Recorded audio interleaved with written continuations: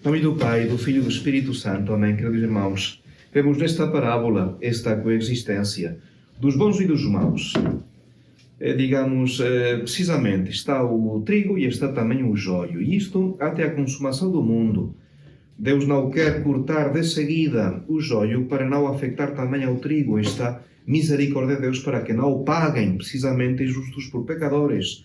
Só que, nesta coexistência, nesta convivência, quantos vêm com motivo de queixa e de revolta contra Deus? No sentido em que, se Deus é onipotente, se Deus é infinitamente misericordioso, como aqui os males são tão abundantes? Por que a existência do mal? Se Deus é tão bom como Ele pretende, por que não acaba com as injustiças, com as guerras, com as catástrofes? Então, a lógica bem clara é dizer, se existe o mal, então Deus é que não pode existir. É a lógica daquele que realmente a sua intenção é descartar, é afastar Deus da sua vida. E a verdade é que o mal não consegue ter uma resposta total e satisfatória. Porquê? Porque seria pedir contas a Deus. Estamos a exigir que Deus nos explique o porquê da sua atitude. E há aspectos que nos escapam e que terão a sua explicação última quando Deus, vier e julgar-nos a todos. Então é que veremos esta ordem admirável da sua providência. Deus sabemos que permite o mal por causa de um bem muito melhor e mais elevado. Isto não se trata unicamente dos bens individuais. Se trata do bem de toda a criação. E isto não deixa de ser misterioso, porque nós não podemos conceber como o pecado em concreto, que é um dos males piores, o pior mal, é como o pecado pode levar ao bem. Mas sabemos que Deus, precisamente, é capaz de extrair um bem ainda maior do que o mal. O que é que falar do mal requer a fé? Requer a fé. E se com a fé já é difícil dar uma explicação satisfatória, sem a fé é que ficamos totalmente perdidos. A fé é o que nos permite ver o vitral por dentro, uma vidraça por dentro. Se nós vemos uma igreja do exterior, a impressão é simplesmente uma matéria oscura, suja. É entrando através da fé que descobrimos precisamente as cores, o brilho, o esplendor de uma vidraça. É de um vitral.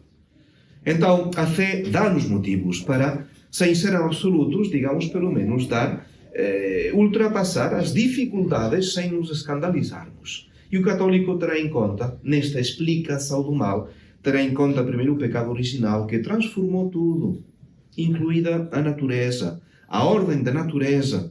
Com o trabalho comerás dela todos os dias da tua vida, que te dará esta terra espinhos e abrolhos.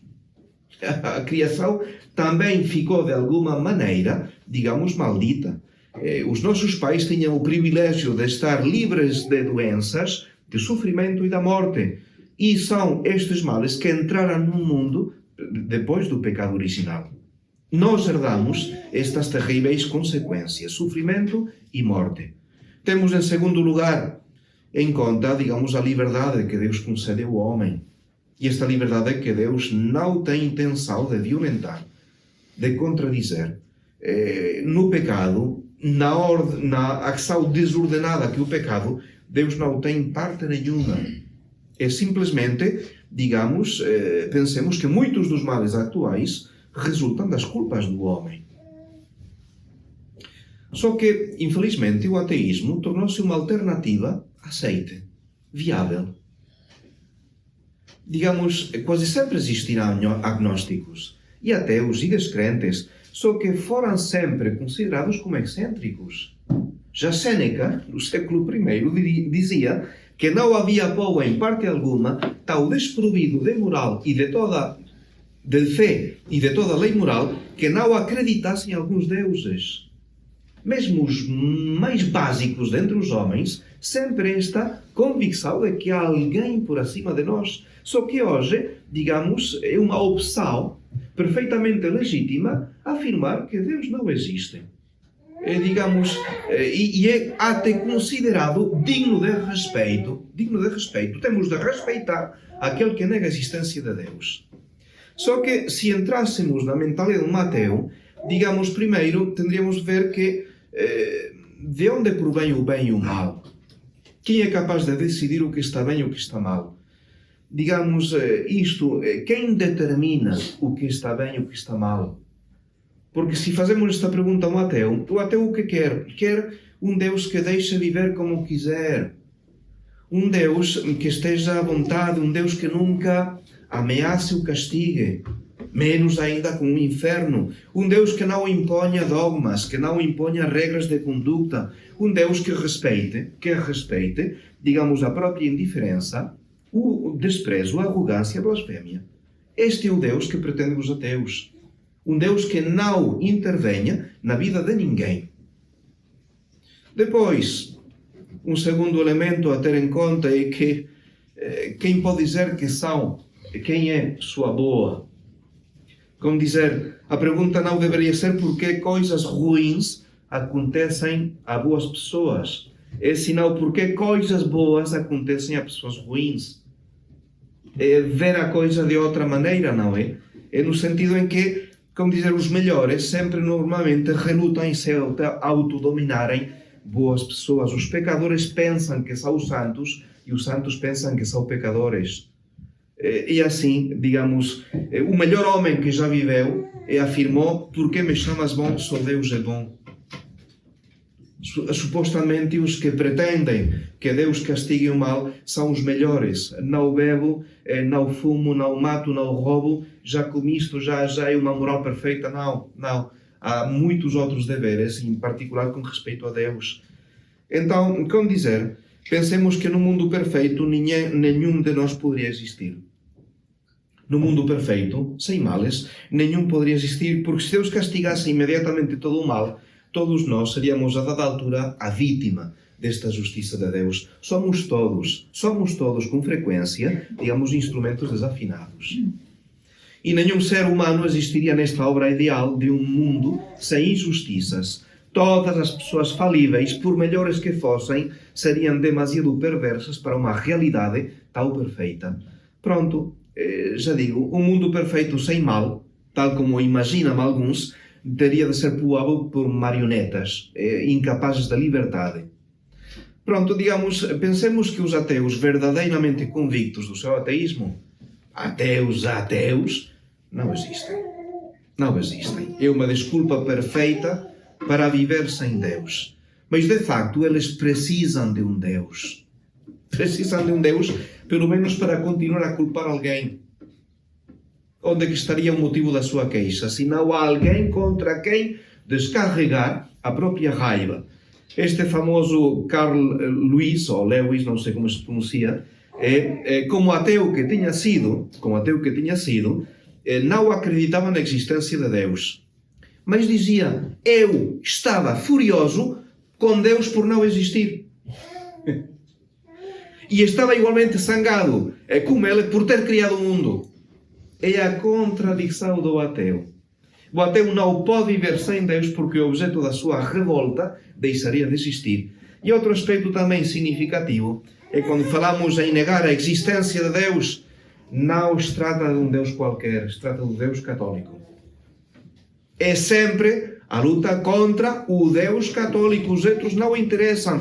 Nunca veremos Alá, nem os deuses do hinduísmo, nem as energias cósmicas a serem responsabilizados pelos males que nos atingem. As outras religiões, os seus fundadores, podem ser encarados com uma maior indiferença, mas não acontece o mesmo Deus como o único Deus verdadeiro, sinal de onde está a única religião verdadeira. É o Deus católico contra quem alguém vai blasfemar. A Sagrada Escritura considera insensatos aqueles que afirmam que Deus não existe. O Salmo 52 diz: o nécio no seu coração não há Deus. Perverteram-se os homens, cometeram ações abomináveis. Deus olha do céu sobre os filhos dos homens para ver se há quem tenha senso e busque a Deus. E São Paulo, aos Romanos, vai afirmar que a ira de Deus manifestou-se do céu contra toda a impiedade e injustiça daqueles homens que retêm a verdade de Deus cativa na injustiça. Daqueles que desvaneceram-se nos seus pensamentos e obscureceu-se o seu coração insensato, pois dizendo ser sábios, tornarão-se estultos. Então, como dizer, a existência do mal, a convivência de bons e de maus, não é um problema insolúvel para quem acredita. É um problema para o incrédulo, não para o católico. Nós sabemos que Deus não abandona nunca as suas criaturas, que sempre tira bem das ruínas que nós vamos causando. E, precisamente, é através do mal que vemos a coragem dos santos, que vemos a paciência dos mártires, que vemos a oportunidade e a genialidade dos fundadores de ordens religiosas, a perspicácia destas grandes almas que se entregaram a Deus Nosso Senhor. Digamos, a virtude, a grandeza e a dignidade manifestam-se apenas no meio das dificuldades. Só no fundo negro é que se vê o brilho das estrelas, não é? Então, pensemos que para os católicos Deus levantou também o véu, a cortina sobre o problema de mal com o seu Filho. Porque aí cometeu o pior mal que já aconteceu, o pecado de deicídio. Um pecado preparado, 4.000 anos, que acaba renunciando ao seu Messias. O nosso Salvador, digamos, Deus vai revelar o seu plano sábio e amoroso para realizar, precisamente, através, digamos, da maior injustiça já praticada, é a justiça de Deus. A transmissão da bondade através do sacrifício do seu próprio Filho. Isto é, o amor encontra sempre um caminho. E nós sabemos que a dor, na vida de um católico, forma parte deste programa, digamos, que tem um valor redentor e satisfatório. O católico, através da dor, faz penitência, redime-se a si próprio e redime também aos outros. É pedir então esta graça de saber conhecer bom trigo, apesar do joio. O joio sempre existirá. O que se trata é não convertirmos nós em joio. O que se trata é que os joios convertem em trigo. E esta possibilidade sempre existe. É pedir esta graça a Nossa Senhora de sempre atuar para a maior glória de Deus. Glória de Deus. Em lugar de blasfemar contra um Deus que supostamente não existe, mas se não existe, tem de continuar, digamos, o ódio e a revolta contra Deus, é tentar sempre em tudo a maior glória de Deus. É isto, é Nossa Senhora quem consegue, digamos, transmitir.